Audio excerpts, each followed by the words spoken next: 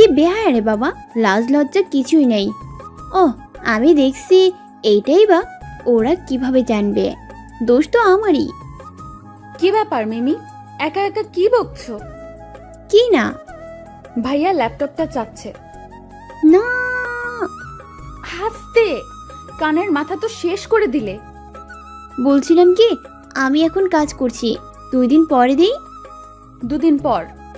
না মানে আমি কিছু জানি না, তুমি গিয়ে বোঝাতে পারলে বুঝিয়ে এসো। এই না না, আমি কেন, তুমি যাও। পারবো না, ওর কাছে গেলেই ছাড়ে শুনতে হবে। গেলাম আমি। মানু, এই মানু, যেও না, শোনো না। যা, চলে গেল। দৌড়ো, কে কার কথায় কান দেয়? আমি আমার কাজ করি। এবার শোনা যাচ্ছে। সাউন্ড রেকর্ডারটা ভালোই কাজে দিয়েছে। রেকর্ডে যা যা শোনা গেল। এভাবে আর কতদিন অনিক? কুল ডাউন জেসি, কাজ খুব তাড়াতাড়ি শেষ হয়ে যাবে। আসতে বলো, আমাকে এখন অনিন বলেই ডাকবে। জেসিকার নামটা আমি প্রতিশোধের আশায় সমাধি দিয়ে দিয়েছি। ওকে বেবি, তোমার প্রতিশোধ আর আমার অধিকার দুটোই আমরা দুজনেই মিলে আদায় করব। Baby, love you. Love you too. কে তুমি অরিন? আমার সাথে সিদ্ধ হলে আমি অরিন তোমাকেও চিনব না। কেউ একজন কেবিনে করারারে। আসুন। একজন মহিলা। মা কেমন আছেন? বসুন। রেকর্ড থামিয়ে, এই মহিলা কি করে অনিকের মা হয়? আমি তো রাজার ফুপির ছবি দেখেছি, তাহলে ইনি কিভাবে? না, বাকিটা দেখি। অরিন দৌড়ে গিয়ে জড়িয়ে ধরে মহিলাকে। মামুনি, ভালো আছো? হ্যাঁ মা, ভালো আছি। কেউ আসতে দেখেনি তো? না, আমি গাড়ি পাঠিয়েছিলাম না। আমি দেশে ফিরে যেতে চাই অনেক, যত তাড়াতাড়ি সম্ভব ব্যবস্থা করো। আচ্ছা মা, আমি দেখছি কি করা যায়, আপনি চিন্তা করবেন না। মিমি। মিমি তাড়াতাড়ি ল্যাপটপ বন্ধ করে দেয়। জি। কি? কই কি? আমার ল্যাপটপ কই? আমি জানি না। সত্যি জানো না? তা নয় তো কি, আমি মিথ্যা বলছি? উপস, ইটস ওকে, আমি খুঁজে নিব। হ্যাঁ, যান যান, পেলে তো। কি বললে? কই কিছু না তো। বলছিলাম কি, কি? একটু। রাজা মিমির কাছে এসে 2 হাত বিছানায় রেখে মিমির খুব কাছে যায়। তুমি আমি আমার। আপনার? রাজা আরও কাছে গিয়ে মিমির কাঁধের কাছে মুখ নিয়ে যায়, আর রাজার নিঃশ্বাসগুলো মিমির কাঁধে পড়ছিল। রাজা যতই কাছে যায় মিমি ততই নিচু হতে থাকে। এক সময় মিমি বালিশে মাথা রেখে শুয়ে যায়, আর রাজা মিমির উপর নিজের ভর সামনে রেখে বলে, তুমি আমার। আমি আপনার? তুমি আবার ল্যাপটপটা বালিশের নিচে লুকিয়ে রাখছো, সেটা বলনি কেন? বালিশের নিচে হাত ঢুকিয়ে ল্যাপটপটা বের করে নিয়ে চলে যায়। মিমি আবুল বনে হাঁ করে রাজার যাওয়ার দিকে তাকিয়ে থাকে। অনেকক্ষণ পর ধ্যান ভাঙলে ল্যাপটপ? দৌড়ে রাজার রুমে গিয়ে রাজার হাত থেকে ল্যাপটপটা নিয়ে বুকে জড়িয়ে ধরে। Strange, what the hell? রেগে যাচ্ছেন কেন? তোমার সাহস হয় কি করে আমার হাত থেকে ল্যাপটপ কেড়ে নেওয়ার? আপনি যত যাই বলেন না কেন, আমি দিতে পারবো না মানে পারবো না। মিমি আসতে যাবে এমন সময় রাজা মিমির হাত ধরে হ্যাঁচকা টান দেয়। রাজা নিজের ব্যালেন্স হারিয়ে মিমিকে নিয়ে জোরে বিছানায় এসে পড়ে, আর ওদের দুজনে ভার সহ্য করতে না পেরে নিজের ব্যালেন্স হারিয়ে ভেঙে যায়। ও মা গো, মরে গেলাম গো। এই যে, আপনি জাহান্নামের আগুনে পড়েননি, সো এতটা চেঁচামেচির কিছু নেই। রাক্ষস একটা। আহ মা গো, হাত পাগুলো ছুটে গড়াগড়ি খাচ্ছে মনে হচ্ছে।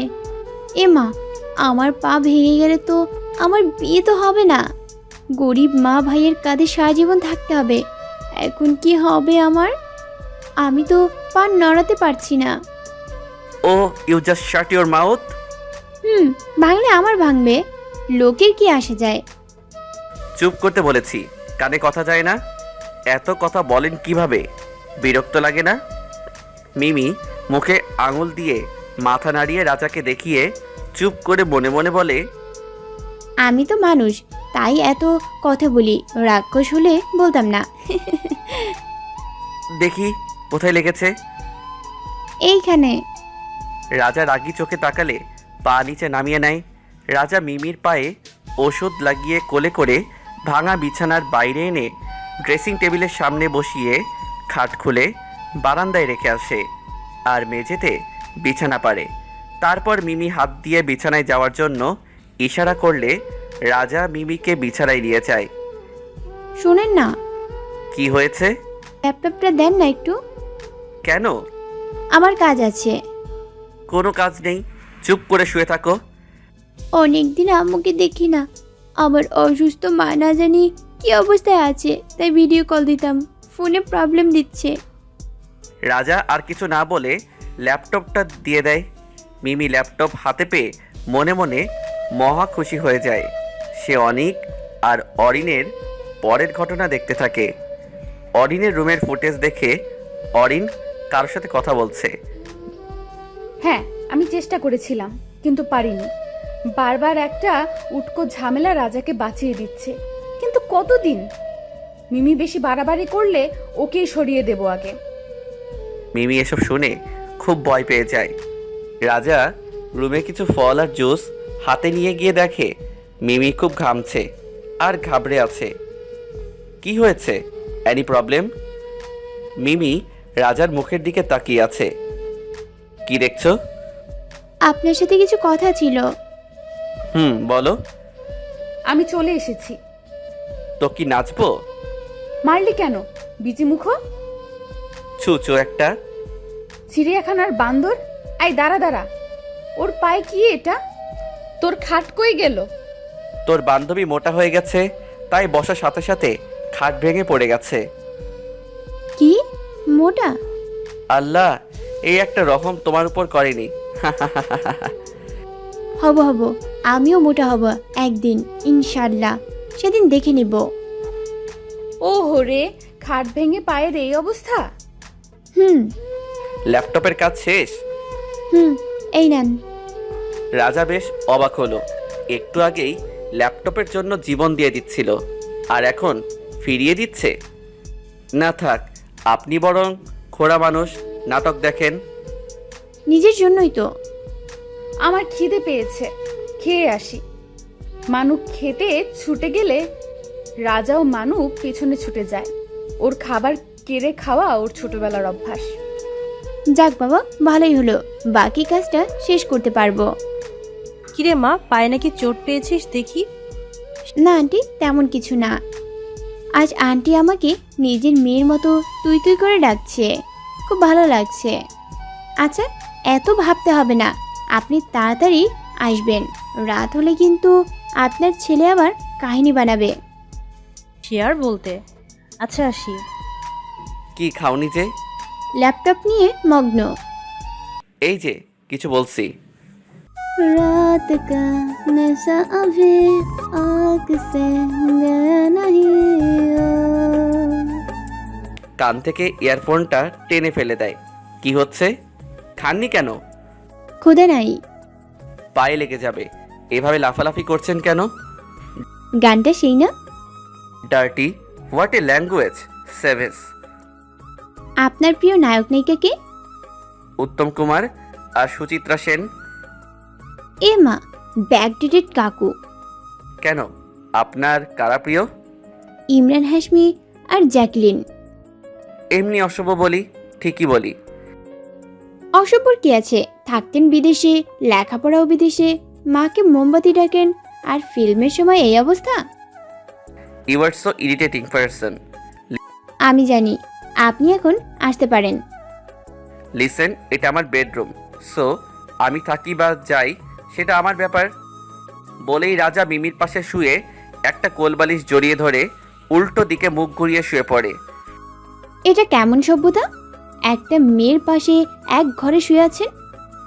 রাজা মুখ ঘুরিয়ে মিমির দিকে তাকিয়ে, প্রবলেম? হ্যাঁ, যেতে পারেন। যেতে পারলে তো চলেই যেতাম, আমার কোনো শখ নেই জন্তুদের সাথে থাকার। রাজা রেগে গিয়ে উঠে মিমিকে কোলে করে নিয়ে গিয়ে মানুর রুমের বিছানায় জোরে রেখে বের হয়ে নিজের রুমে চলে যায়। কত বড় হারামি দেখছো? লাগেনি তো তোমার? না, আমি ঠিক আছি, তুমি ওর রুম থেকে ল্যাপটপটা নিয়ে আসো। মানু ল্যাপটপ নিয়ে জোরে দৌড়ে মিমির কাছে এসে লুকায়। দে ল্যাপটপ। না, দিব না, ভাগেন। দিবে না মানে? মিমি মানুর হাত থেকে ল্যাপটপটা নিয়ে নিজের কোলে রেখে বালিশ চাপা দিয়ে নিয়ে বসে। পারলে নিয়ে নেন। রাজা মানুর দিকে তাকিয়ে, আমি মেয়েদের কাছে যাই না। রাজা রুম থেকে হনহন করে রেগে চলে যায়। এর মধ্যেই অরিন রুমে আসে। হ্যাঁ গো, অযথা জানোয়ার মতো মানুষের পেছনে ছুটে লাভ কি বলো? মানে? না, কিছু না। মানু, আমার ফেস প্যাকটা পাচ্ছি না, তুমি দেখেছো? ওকে, এই জন্যই আসছিলাম। অরিন চলে যায় নিজের রুমে। অরিন রেডি হচ্ছে, কোথাও যাবে সে, সেই জন্য প্রায় সন্ধ্যা হয়ে গেছে। আর রাজার মা ও আসেনি। বাসায় মিমি ক্যামেরায় দেখে অরিনের পিছনে যাওয়ার জন্য প্ল্যান করে। যেই ভাবনা সেই কাজ।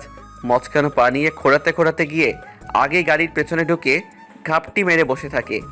অরিন গাড়ি একাই ড্রাইভ করে নিয়ে গিয়ে একটা হোটেলের সামনে গিয়ে থামে।